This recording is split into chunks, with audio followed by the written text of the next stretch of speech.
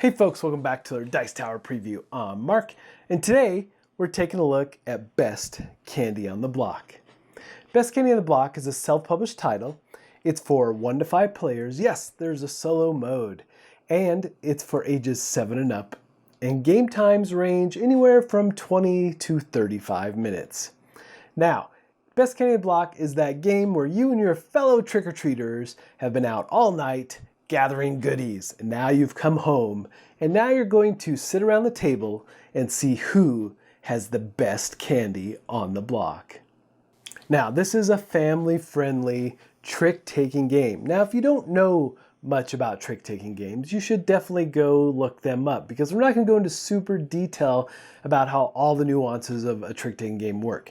Suffice to say, the main goal here is you're going to be trying to play higher point candy cards in order to win the stack of cards to gain you points.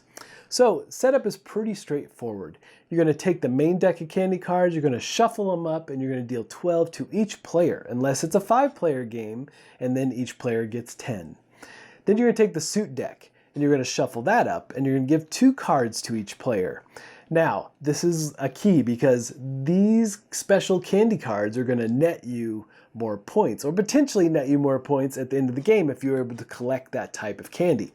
You take a look at the 2 cards that you're given, you pick one that will be your favorite candy for the round, and you discard the other. Then you take that suit deck and you shuffle it up. You're going to flip over a card, and that will be the trump card for this round. Now you might be asking, what about the rest of the candy cards? Does that create a new pile to pull from? Well, sort of. You're going to take that deck that you have left over from dealing cards to everyone, and this becomes the stash deck. And now you're going to flip it over and so everyone can see what cards are available.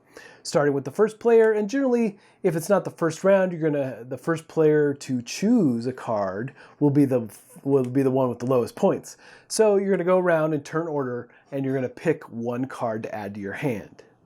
Now, if you were the last player to choose one of these stash cards, then you get to lead the round. And your whole goal is to win groups of cards, win tricks. And what you're going to do is be looking for cards in your hands that are going to help you do that. And you might lead with something like a 12 of chocolate, and you call it out. So all of these cards have potentially multiple types of suits they could be. So you'll call out what suit it is, leading it out, and then folks will have to follow you in suit, or they can trump you, or they can play one of the special cards. We'll take a look at the special cards in a minute. But there are cards that are -1 all the way to 13. -1, 0, and 13 are the special cards. 1 through 12 are the main candy cards that you're going to be concerned with. All right, let's take a look at these special cards. So the first ones we're going to take a look at are the prank cards, and these are the -1 valued cards, which, like it sounds, are going to add a negative point value to your total at the end of the game. But these are prank cards, right? Things you'd expect to see in Halloween, like toilet paper and shaving cream, things of that nature. And there are certain instances where you can play these. You can lead out the trick using one of these cards. If the trick has not been, if the suit has not been chosen yet, you can play one. And if you cannot follow suit, then you can also play one. But you can't, if you can follow suit, you still have to follow suit as normal. Next, we have the non-treat cards. The rank value of these cards is 0, and these are really meant to be a stall tactic. And what you're going to be doing here is you can play these at any time, which is really nice. You don't have to follow suit if you have one. You can actually play it and kind of hold on. Basically, hold on to some of those better cards that you want to maybe play later in the round in hopes of winning more tricks. And then lastly, we have the king-sized card. Now, the king-sized card is ranked at 13. It is the most powerful card, except it still won't overcome a trump. Now, if you lead with a king-sized card, you get to define the suit. But the king-sized card does not have a suit on it in any way, so when you're gathering points at the end of the game, it doesn't add to your totals based on your favorite candy that you've chosen. So But in terms of the suits go, though, this big card will pretty much crush the rest of the standard candy cards. Now, there is such a thing as too much candy in this game. So based on the player count will dictate how many tricks you can win before you develop a bellyache from eating too much candy. And what this is going to do to you is it's going to mess with your bonus points at the end of the round or at the end of the game. And what happens is you'll still gather your points from your normal tricks and you'll take your penalties from the prank cards, but you won't get any of your bonuses from your favorite candy. So as an example turn, the first player is going to lead off with a 5 and call out apple. However, the second player has an 11 apple that puts that into play, which is now currently leading this trick. However, sadly, the third player doesn't have any apples, and they don't have trump, which is the gummy bear.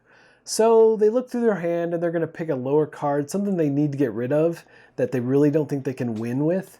So they play a 4 coconut, which of course makes the second player win the trick, and they collect the cards and put it in front of them. Typically in each round there's about 13 tricks to be won.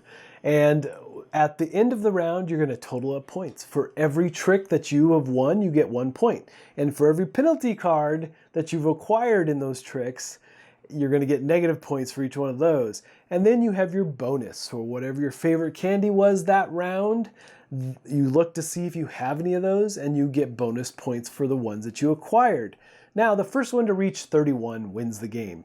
So that's probably not going to happen in the first couple rounds, so you're going to keep going around and around until someone hits that number. And what's interesting is that each round you play, you're going to have a different favorite candy, so different points can be won in any particular round. But again, you have to be careful because you can't get a bellyache or you lose out on those bonus points. So something to really look out for. Hey folks, just a reminder once again, this has been a Dice Tower paid preview, and everything you've seen here has been in prototype form. So keep a close eye on the campaign for any changes that still may occur.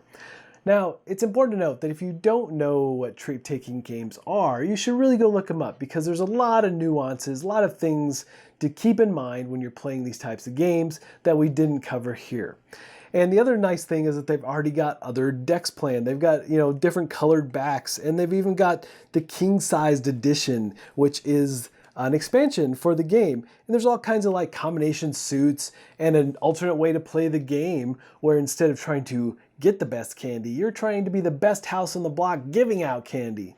So they've got a lot of neat things, and I like how it's super family friendly. I like trick-taking games, and they've got some unique things going on here. So if this looks like a game that would be of interest to you, I'm sure they would appreciate your support. So I think that's it for me, and until next time, happy Halloween. Thanks so much for watching the Dice Tower videos. Find more great videos and reviews, as well as our top-rated audio podcast at Dicetower.com. You can also find other great shows at Dicetowernetwork.com. I'm Eric Summerer, and you've been watching the Dice Tower. The Dice Tower is sponsored by Cool Stuff Inc., where you can find great games for great prices. Cool stuff in stock. Check them out at CoolStuffInc.com.